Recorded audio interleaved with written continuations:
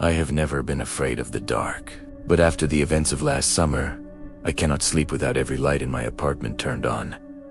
It started on a night that felt suffocatingly hot. I was recovering from a painful surgery, and my sleep schedule was completely destroyed. It was 4 a.m., the dead of night, and the silence in my house was heavy. The air conditioning had broken earlier that day, turning my bedroom into a furnace. I was tossing and turning, sweat sticking my clothes to my skin, desperate for any kind of relief.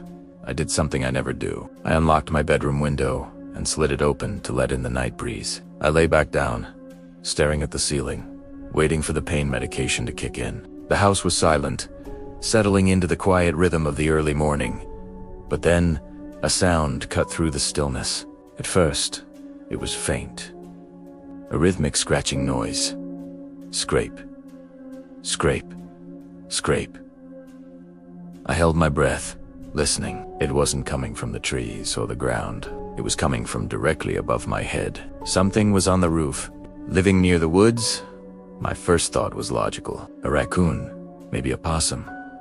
But the sound was heavy. It didn't sound like a small animal scurrying across the shingles. It sounded like something with weight. Something that was dragging itself. I tried to ignore it, closing my eyes and forcing myself to relax. But the sound changed.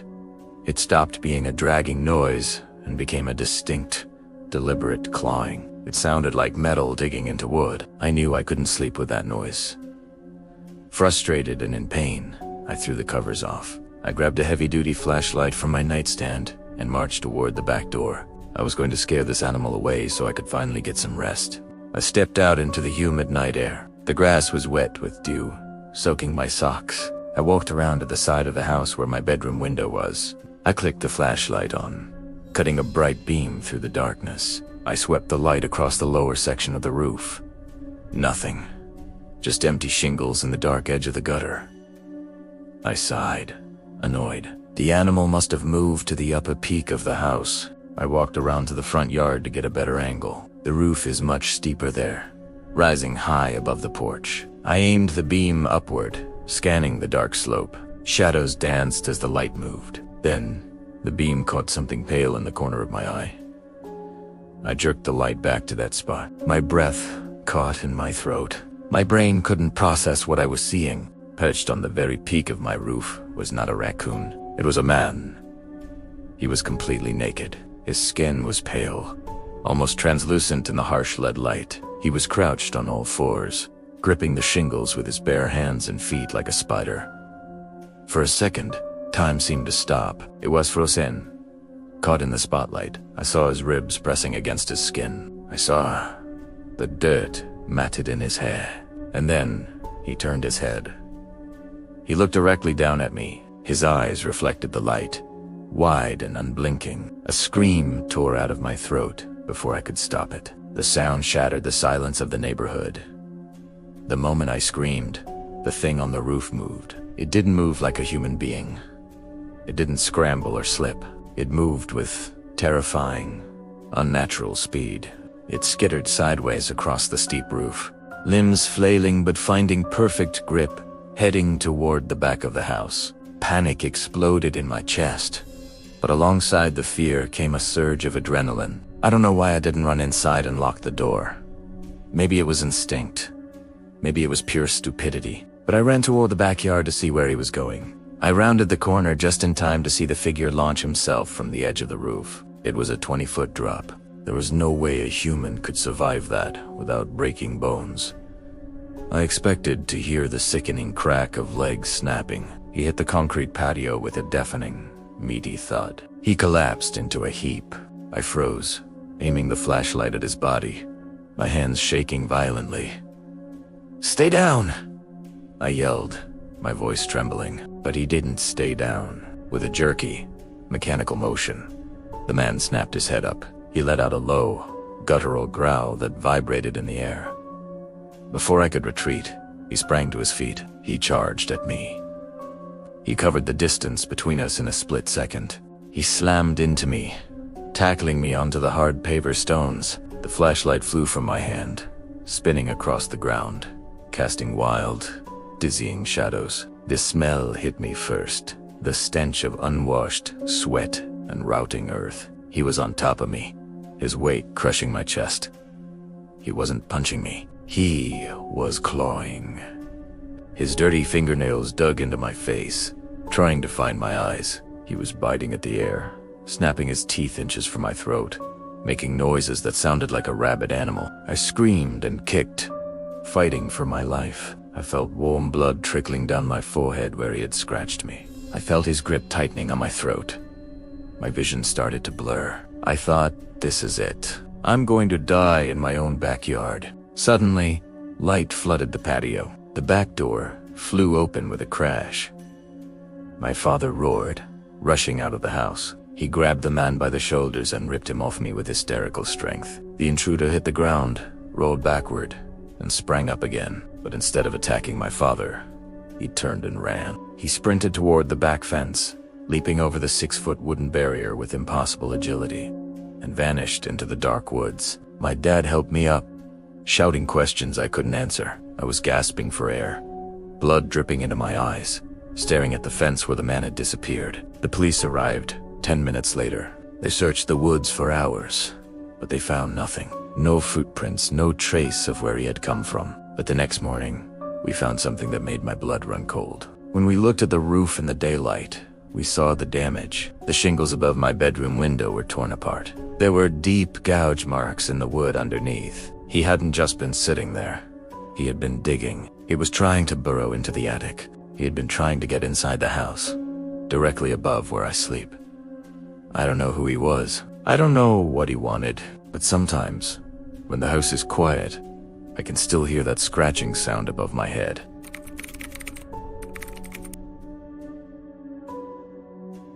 My house has a unique layout. My bedroom is on the ground floor, located at the very front of the property. There is a large window right next to my bed that looks out onto the porch. If I keep the curtains open, I can see anyone who walks up to the front door. I used to think of it as a security feature. I could see visitors before I opened the door. Now, I think of it as a curse. It was early summer. My parents were away on a business trip, leaving me alone in the large house for the week. I invited my girlfriend, Anna, to stay over. I didn't like being alone in that big, empty space at night.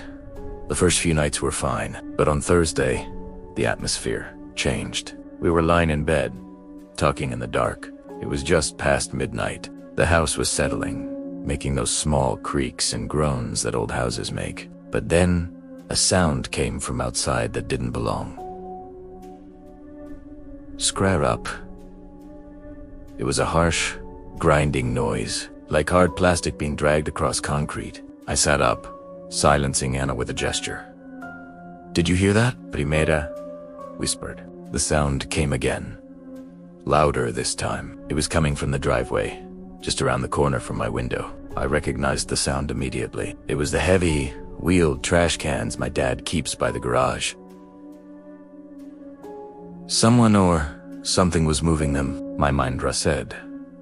It could be a bear. We get them occasionally in this area. Or it could be raccoons, knocking them over. I need to check it, I told Anna.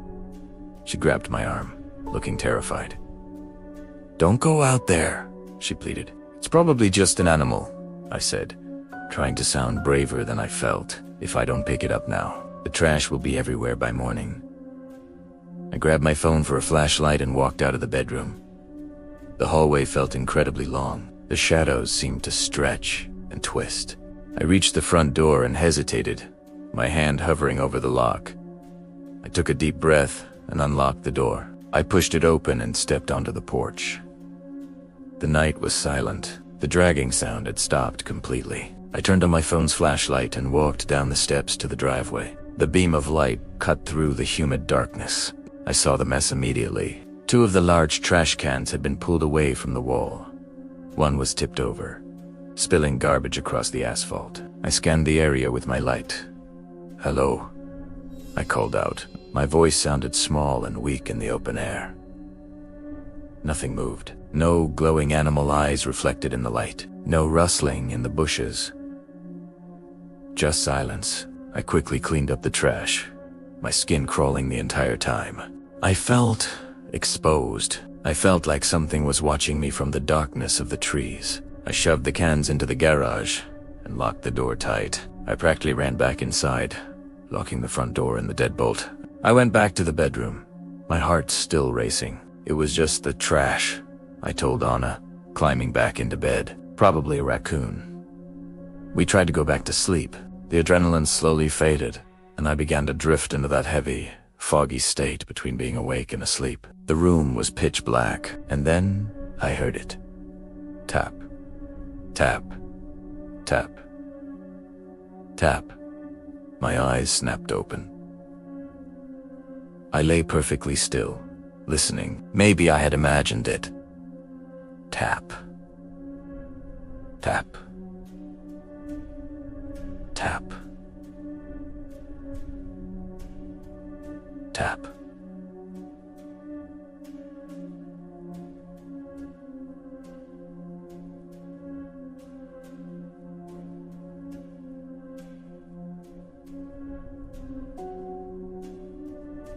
No, it was a gentle, rhythmic sound, like a ring tapping against glass. And it wasn't coming from the front door. It was coming from my bedroom window. The window right next to my head. I felt a cold wave of terror wash over me. I turned my head slowly. The curtains were drawn, but there was a small gap at the side. The tapping continued. It was patient, insistent. I knew I shouldn't look. Every instinct in my body screamed at me to hide under the covers, but I had to know. I slowly rolled out of bed, trying not to make a sound. I crept across the floor, crouching low. I reached the window and positioned myself near the gap in the curtain. I held my breath and peered through the sliver of glass. The porch light was off, so it was hard to see, but there was a silhouette standing there. A person was standing on my porch, facing the door, with their back to my window. They were just standing there, motionless. I watched, confused. Why weren't they ringing the doorbell? Why were they tapping on the glass? As I watched, the figure shifted. They began to turn. Panic seized me. I ducked down below the windowsill, pressing my back against the wall. I clamped my hand over my mouth to stop my breathing from being too loud. I sat there in the dark for what felt like an hour, though it was probably only a minute. Had they seen me? Were they looking in? I needed to be sure they were gone before I called the police. I needed to confirm what I had seen. Slowly, painfully, slowly. I stood up again. I reached for the curtain. I prepared myself to see an empty porch. I pulled the curtain back just an inch. I was instantly face to face with a nightmare. Standing on the other side of the glass, less than 2 inches from my face, was a man. He hadn't left. He had pressed his face directly against the window, cupping his hands around his eyes to see inside. His face was horrifying. His skin looked loose, wet, and shriveled, like burned scars or melting wax. His mouth hung open in a twisted grin, revealing yellow teeth, but it was his eyes that broke me. He was looking directly into my eyes. He knew I was there. He had been waiting for me to look. I screamed. It was a primal sound of pure terror. I fell backward, scrambling away from the window on my hands and knees. He's there. He's right there. I screamed at Anna. We locked ourselves in the bathroom and called 911, sobbing until the operator told us the police were on site. When the officers arrived, the porch was empty. They searched the yard, the street, the neighborhood. The man with the melting face was gone. The only proof he had ever been there was a greasy smudge on the outside of my window, a print of a forehead and nose, right where he had been pressing against the glass, watching us sleep.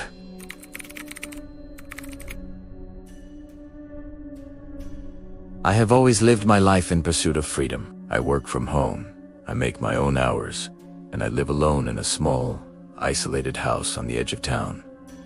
I don't answer to anyone. Because of this lifestyle, my sleep schedule is unusual. I am a creature of the night. I do my best work between 1 a.m. and 4 a.m., when the rest of the world is quiet. I cherish the silence. I cherish the isolation, or at least, I did. Until last Tuesday. It was 3 a.m. The house was enveloped in total darkness, except for the glow of my computer monitors in the office. I was in a state of deep focus, typing away, completely unaware of my surroundings. The only sound was the soft click-clack of my mechanical keyboard. It was a calm, peaceful night, and then chaos erupted. The silence was shattered not by a noise, but by a physical vibration. I felt the floorboards shake. Then came the sound. Heavy, booming footsteps. Thud. Thud. Thud. Someone was sprinting. Not walking, sprinting down the hallway of my house, heading straight for my office door. My heart stopped. My brain couldn't process the shift from total silence to violent noise. The footsteps stopped right outside my door, and then came the banging.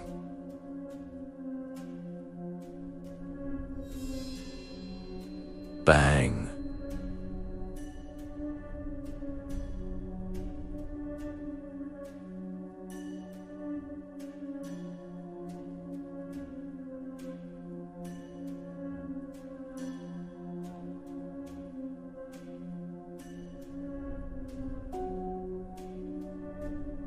Bang, bang. 3 massive blows hit the wood of the door. The door frame rattled.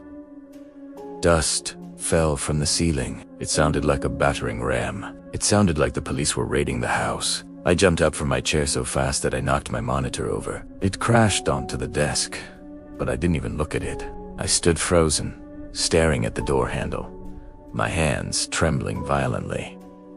I waited for the door to burst open. I waited for a masked man to rush in. I looked around for a weapon, a pair of scissors, a heavy book, anything.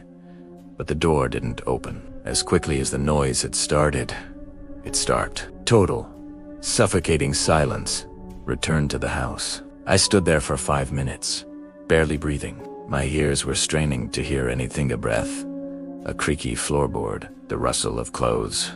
Nothing. The silence was worse than the noise. If they were still out there, they were standing perfectly still, just listening to me breathe. Eventually, the fear turned into a cold, hard anger. This was my house. I wasn't going to die cowering in my office. I grabbed a heavy glass bottle from my desk. I gripped it so hard my knuckles turned white. "Get out!" I screamed. My voice cracked, but it was loud. "I've a gun. Get out." I waited. No response. With a surge of adrenaline, I reached for the door handle. I ripped it open and swung the bottle, ready to strike. The hallway was empty. The shadows stretched long and dark toward the living room. I moved slowly, checking every corner. I checked the bathroom. Empty. I checked the guest room. Empty. I made my way to the front door. It was locked to the deadbolt firmly in place. I checked the back door. Locked. I checked every single window in the house. All of them were latched from the inside. A chill ran down my spine that had nothing to do with the temperature. I called the police. They arrived and swept the house with guns drawn. They checked the attic, the crawl space, the garage. "There's no one here, son," the officer told me, lowering his flashlight. "And there's no sign of forced entry. Are you sure you didn't dream it?" I wanted to scream at him. I know what I heard. I know the feeling of the floor shaking under the weight of a running man. I know the sound of a fist trying to break down my door. But there was no explanation. I didn't sleep for 3 days after that. I sat in the living room with a baseball bat, watching the hallway. I still work at night, but I don't wear headphones anymore. And I keep my office door open. Because the only thing scarier than hearing someone running toward your door is knowing that all the doors were locked, and they found a way in anyway. And if they found a way in without breaking a lock, they could probably find a way to stay inside, hiding in the spaces I haven't checked yet.